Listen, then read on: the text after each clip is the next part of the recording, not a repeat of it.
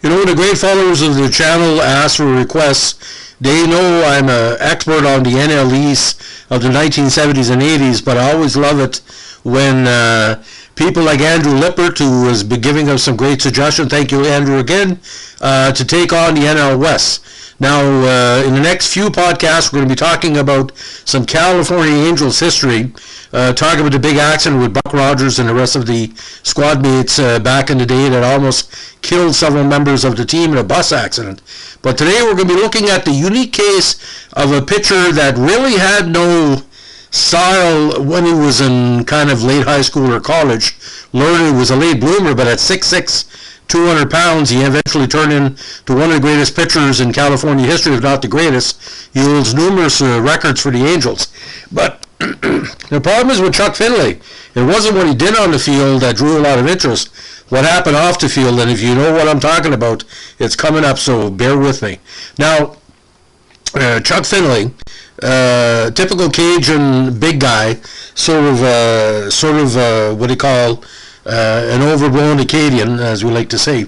Born November 26, 1962. And technically, he could have played well into the late 2000s, but injuries and different peccadillos caught up with him. Now, 6'6", and at his best weight, 200 to 210 pounds. Now, he true and batted left-handed. Now, during his 17-year Major League career, he had 200 wins, 2,610 strikeouts, and a 3.85 earned run average. He holds multiple Angels team records for a career, including games started, 379, wins at 165, losses at 140, and innings pitched 2,675. Now, you think Nolan Ryan would have these numbers, but longevity with Ryan, as a lot of people know, he left the Angels late 70s into the early 80s.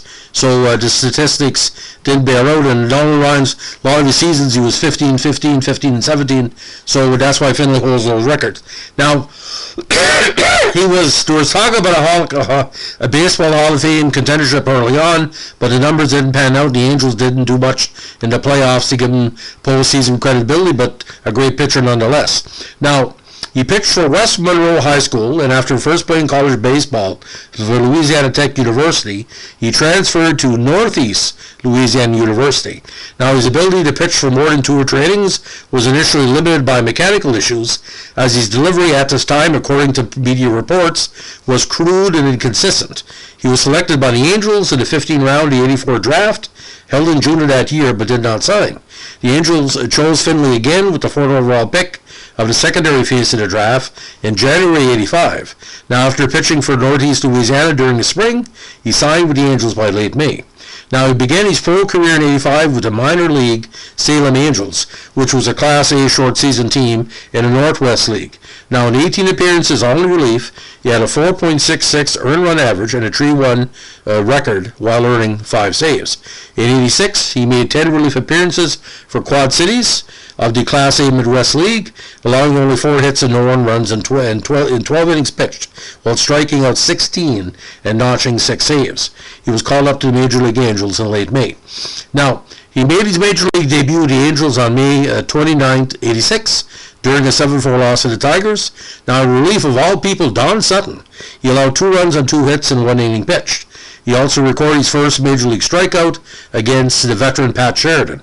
Finley made a total of 25 appearances that year, all in relief with the playoff Angels, pitching to a 3.30 ERA and a 3-1 record, while striking out 37 and 46 in the third.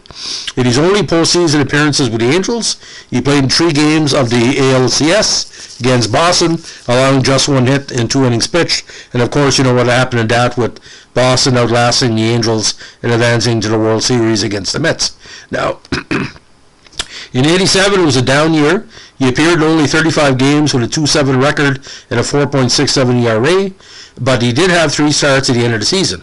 The 32 relief appearances he made were the last of his Major League career, as he was subsequently used exclusively as a starter.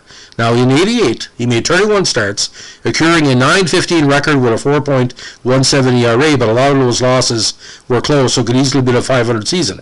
His first MLB win as a starting pitcher came on April 13 against the White Sox, and later that month he recorded his first complete game, a 6-1 win over Toronto on April 30th. And I saw that game. He had big heat that contest, and we thought for sure this was the start of a superstar career.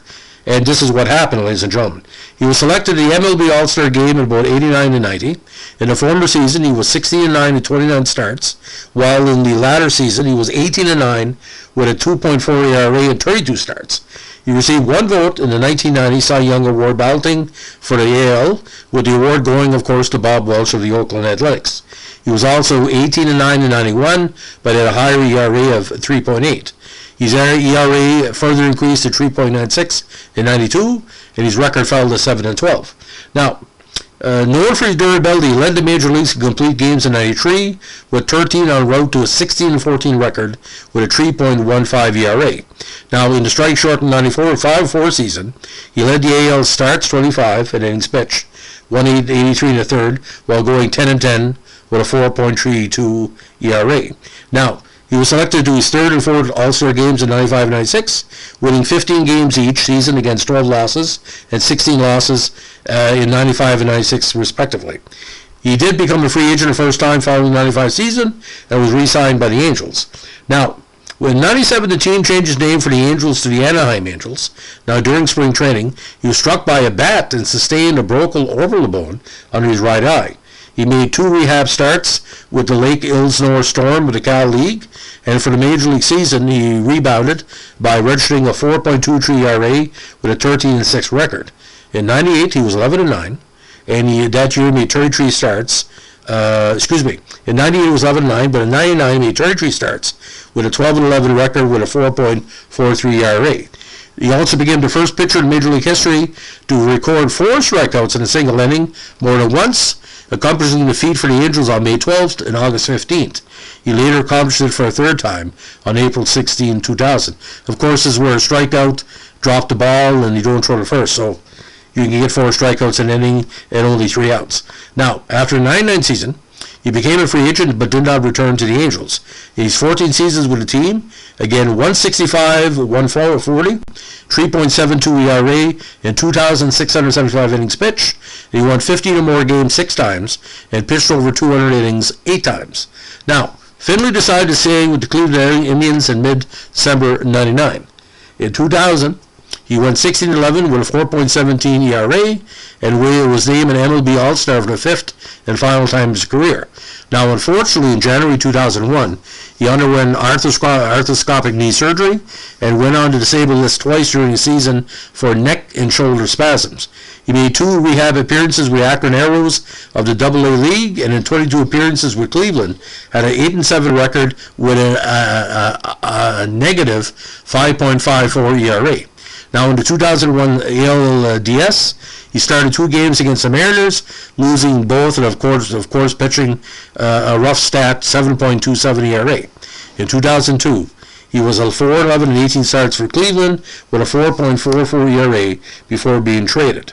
Now, when traded to the Cardinals on July 19, 2002, outfielder Coco Chris was sent to Cleveland in early August to complete the deal, which included minor leaguer Luis Garcia. Now, Finley went 7-4 with a 3.80 ERA in 14 starts for the remainder of the season. In the 2002 postseason, he started 1 game of the NLDS, getting a no decision as the Cardinals swept the Arizona Diamondbacks. In the 2002 NLCS, he won his only start, a 5-4 win over the Giants, but the Cardinals were eliminated in 5 games. Now, in November 2002, Finley filed for free agency. He remained unsigned into the 2003 season and did not play again professionally. Overall, during his 17th season in MLB, 200 wins, 173 losses, 3.85 ERA with a 1.376 WHIP. Defensively, he had a .907 field percentage, while offensively he had 3 hits and 53 at-bats for a .57 batting average.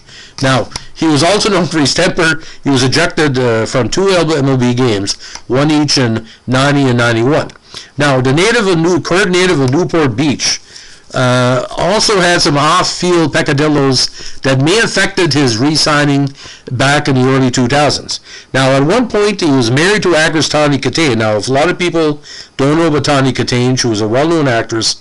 She was a video vixen for Whitesnake's, Coverdale's Paramour at the time, but she was also co-host of something called America's Funniest People on ABC with David Coulier. Now, with her, he had two daughters, Winter and Rain, and of course, Finley and Kitaen were featured together in the 1999 Sports Illustrated swimsuit issue. However, on April 4, 2002, Finley filed for divorce 3 days after Kitaen was charged with committing domestic violence against him, twisting his ear and having beaten him repeatedly with a stiletto heel in the arm, leg, and foot while he was driving a car in Orange County, California. Now, he allegedly, in the divorce filings, he stated, "I am fearful that Kitaen will harm herself or will harm others, including me or including my children." She received a temporary restraining order preventing her from seeing him, and he received temporary custody of the children. Now, there were some allegations that Kitaen had also tried to kill him, but that hasn't been confirmed. If it did happen, it must have happened behind the scenes, but we know that incident that occurred with a stiletto. Now, during hearings on the domestic violence charge of spousal abuse, Kitaen initially pled not guilty, but admitted that she was addicted to prescription medications, which she had taken for 2 years for migraines, and voluntarily both entered substance abuse treatment and attended anger management classes for a year to get the charges dropped. Tawny Finley, in declaration to the Orange County Superior Court, claimed Finley used steroids among other drugs. She also claimed he bragged about being to circumvent MLB's testing policy.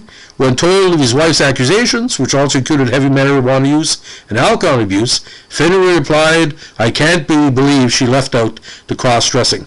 Well, don't know if that's being serious or not, but that's what he said.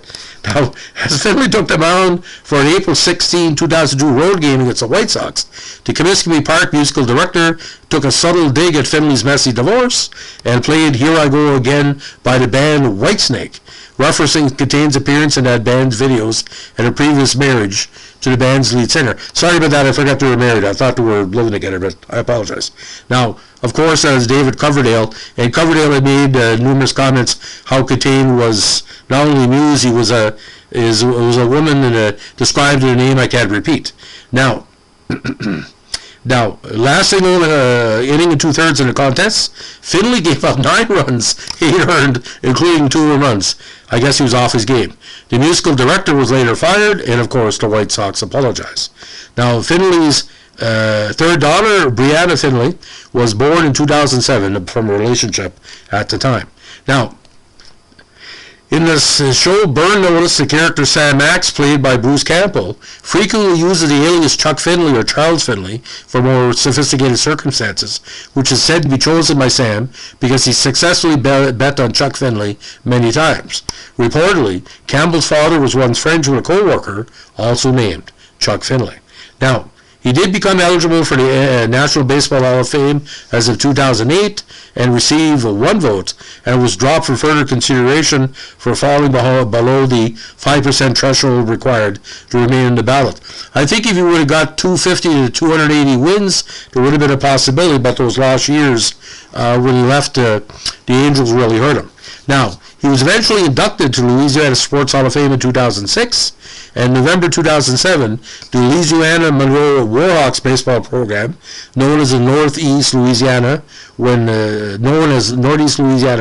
Finley played there, retired his number 31 jersey. He was previously inducted to the University Hall of Fame in '96, and he was inducted into the Angels Hall of Fame on August 27, 2009. So, Nolan Ryan, Frank Tanana, Don Sutton, Finley, some of the relievers. He's literally a top 10 California Angel of the modern era in my estimation, and that's not going too high. Obviously not as well loved in the media, but the media really despise him, ladies and gentlemen.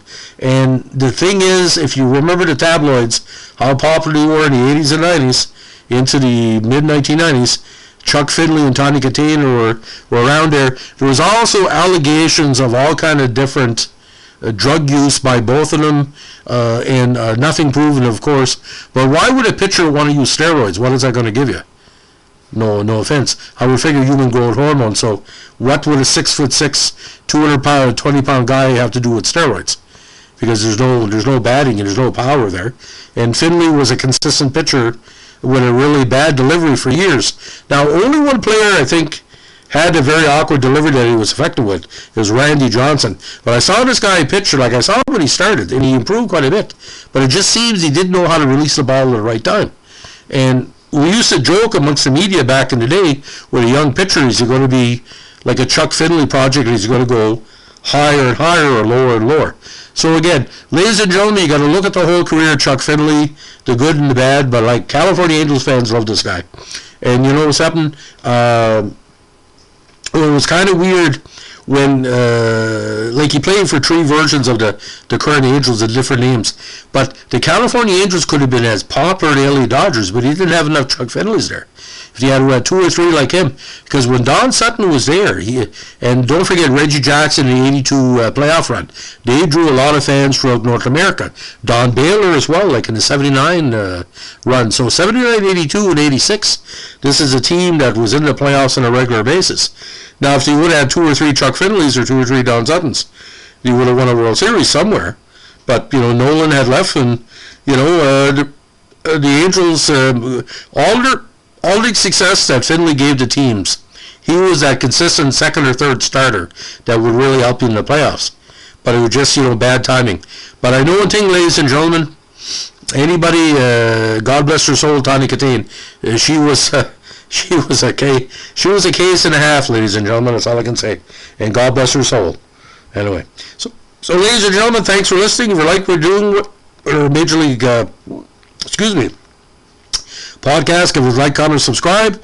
And as we say in the North Shore of New Brunswick, if you can pitch like Chuck Finley, you can pitch anywhere. Have a good day. Bye.